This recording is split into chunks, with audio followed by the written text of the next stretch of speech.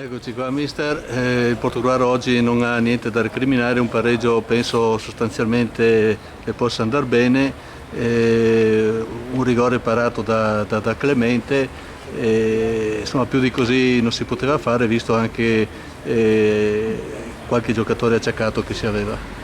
Sì, siamo arrivati a questa partita non in buonissime condizioni sicuramente, ma sempre con la voglia di chi va in campo, ecco, di dare il massimo. Sicuramente non stiamo passando un buonissimo momento sotto l'aspetto fisico, qualche acciaccato, qualche situazione un po' così di gamba, però insomma è una squadra che mentalmente e fisicamente ha tirato la carretta fino adesso, per cui so solo una cosa, che i ragazzi al di là del risultato entrano sempre a testa alta dentro lo spogliatoio e per me è un motivo di piacere, ecco, vederli che non abbassano la testa per un risultato che magari si sperava potesse essere superiore. Sì, andiamo a 40 punti, ormai siamo tranquilli da un punto di vista di classifica, quello che viene nelle prossime tre e magari nell'ultima partita in casa chiederò anche qualche programma suo futuro nel Portogruaro Calcio, perché bisogna anche fare un po' di bilanci, adesso insomma è prematuro, magari ancora un lumicino per i playoff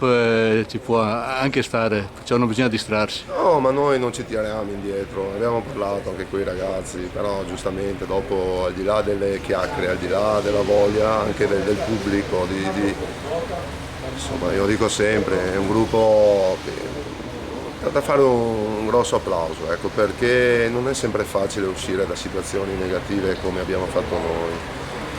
Su quello che sarà il futuro valuteremo insieme, la società, siamo qua, io mi sono trovato bene, la società penso si sia trovata bene con me, per cui col gruppo va tutto bene. Insomma.